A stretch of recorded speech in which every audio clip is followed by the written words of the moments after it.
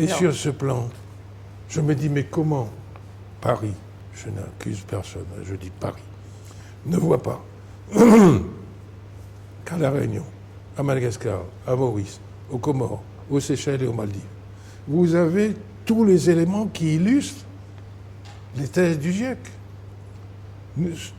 Nous sommes des îles en zone intertropicale et des régions montagneuses, Madagascar, les Comores. Nous avons la force hydraulique, parce que nous avons beaucoup d'eau. Nous avons les vents, ce sont les alizés qui soufflent en permanence dans les zones intertropicales. Nous avons, c'est une zone volcanique, nous avons un volcan en activité à La Réunion, aux Comores. Madagascar est volcanique. Bon, vous avez l'océan autour, vous avez tout.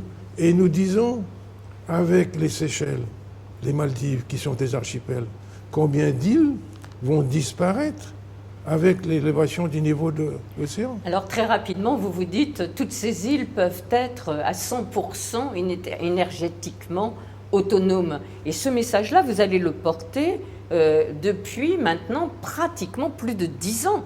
Alors pourquoi est-ce seulement aujourd'hui qu'on commence un petit peu à l'entendre? C'est parce que il s'agit d'événements permanents. Mais que le cycle politique dans une démocratie parlementaire est très court. Quand j'affirme que toutes ces îles peuvent être indépendantes sur le plan énergétique, après vérification des experts, j'ai eu des visites qui m'ont honoré à La Réunion.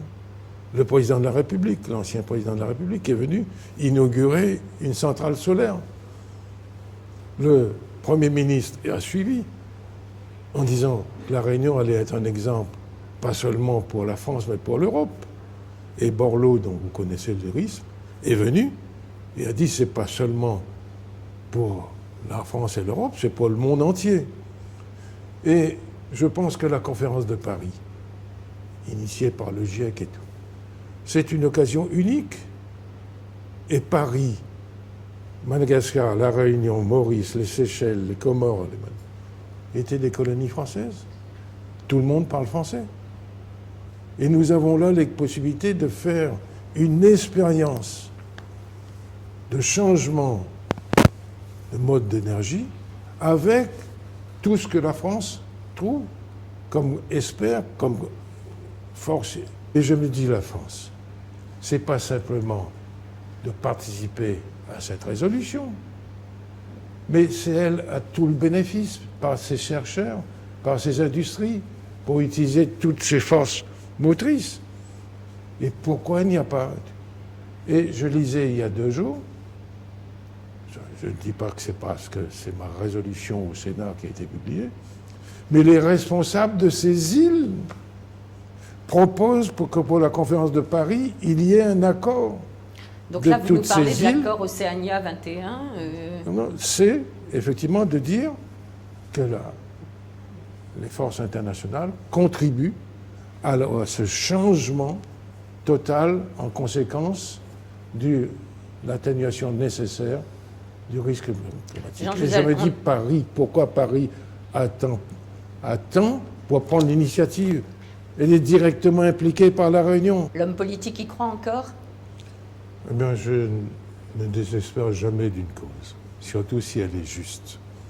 Mais il est évident que ce que j'ai dit tout à l'heure sur la démographie, c'est que les adultes d'aujourd'hui, les gouvernants, vont prendre ou ne pas prendre de décisions qui sont payées par les milliards d'habitants de la planète dans les décennies qui viennent. C'est une responsabilité énorme. Et c'est une des raisons de l'ONERC de populariser partout les conclusions du GIEC. On constate que les politiques, les dirigeants politiques sont dans le temps court. Alors que moi, j'ai tendance à raisonner sur le temps long. Et vous l'avez prouvé. Et vous avez cité les désordres en Afrique du Sud, mais vous avez une île Mayotte, qui est un département français. Et vous avez des centaines de Comoriens, des îles voisines qui essaient de venir à Mayotte et qui se noient. C'est un grand cimetière marin dans la zone. Mais pour reprendre ce que disait Jouzel tout à l'heure, nous avons dans nos îles un avantage par rapport à notre retard. Nous n'avons pas le développement d'une économie basée sur le poids des énergies fossiles. Donc nous n'avons pas à corriger, nous avons à créer. Et la France, deuxième puissance maritime du monde, j'entendrai encore ça de la part des ministres. Mais ce que je dis pour l'océan Indien, toutes ces îles qui représentent la surface de la Méditerranée, mais c'est valable pour la Caraïbe, c'est valable pour l'Océanie. Il y a là une carte à jouer de la part de la France comme pays européen pour regrouper et aider toutes ces initiatives. Moi, Je me dis que tout ce que vient de dire Jouzel fait que je suis raisonnablement optimiste. Mais je souhaite que les dirigeants des États prennent conscience du caractère inéluctable du réchauffement climatique, de la transition démographique, qu'ils anticipent l'histoire pour prendre des mesures. Je vois par exemple tout ce drame des migrants en Méditerranée. Mais est-ce que tous ces dirigeants des États se disent que l'Union européenne, c'est 500 millions d'habitants? Avec l'Europe de l'Atlantique à l'Oural, c'est 800 millions maximum. Et que l'Afrique aujourd'hui, c'est 1 milliard. Et qu'en 2050, l'Afrique aura 2 milliards d'habitants. C'est cela qu'il faut anticiper, sur tous les plans. Sinon, on va être surpris par les catastrophes. Il n'y a qu'à voir ce qui se passe aujourd'hui. Bien. Et sur ce plan, je crois que